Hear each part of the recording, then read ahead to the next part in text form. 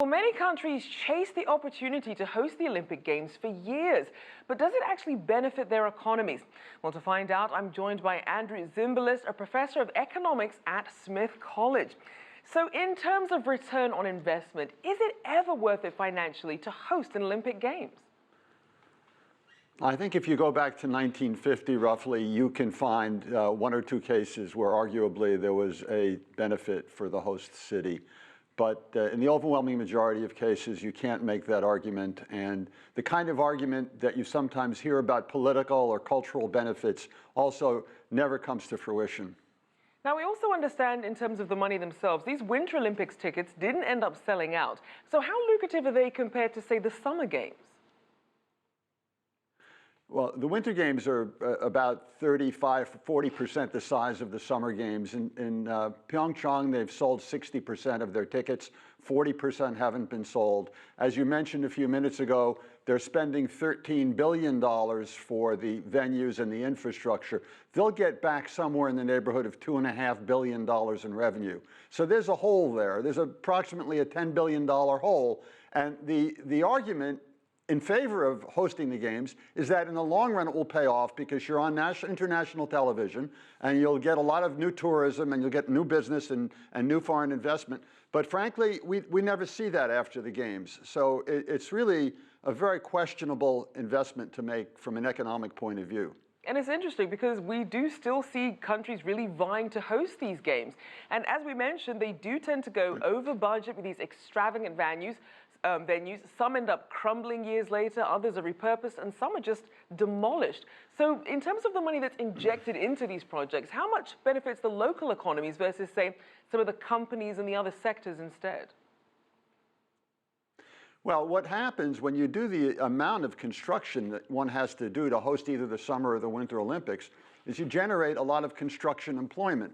The problem is, and you can see this, I think, quite clearly in Pyeongchang, which is part of a province that has only 42,000 people there. The problem is when you do that enormity of construction, the local construction trades don't have nearly enough people to do all the work. And what happens is you end up importing laborers either from other parts of the country or from other countries altogether. And that means that the benefit to the local economy is diminished.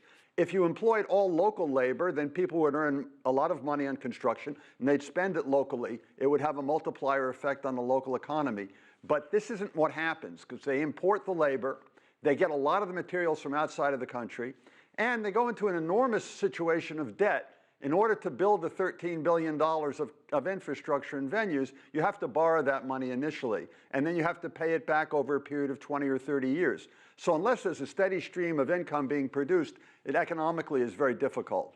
And in terms of these ballooning costs that we see, can we perhaps expect a shift more to sustainability playing a bigger role in future games and the sorts of structures that are being built? You know, the IOC likes to talk about sustainability, and they say that they made a new commitment to it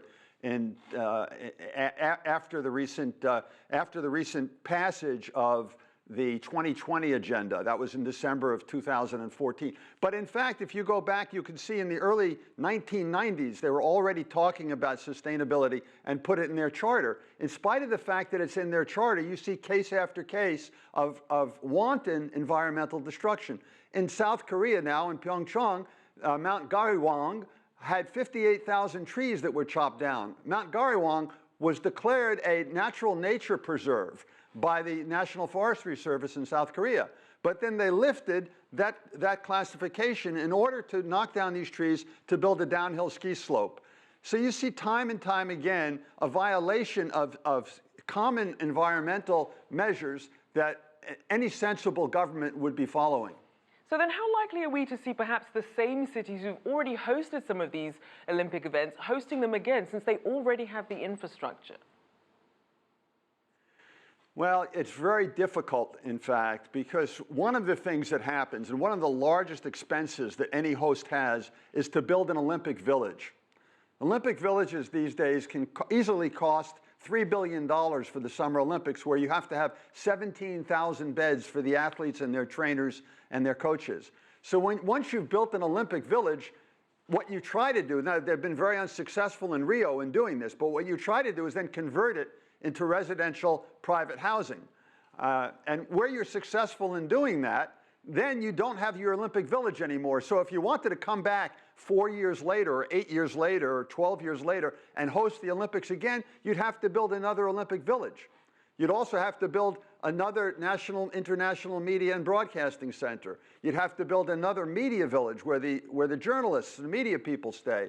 Right. So there's a lot of construction that you do that gets converted immediately after the games. It doesn't just sit there waiting for you to host the games again. And there are issues with the stadiums as well, because what's happening with the Olympics is that they change. First of all, they expand the number of games or the number of different sports that are included in each Olympics. But they also renovate it, they modernize it, throw out some old ones and introduce new ones. So the kinds of stadium or facilities needs also change over time.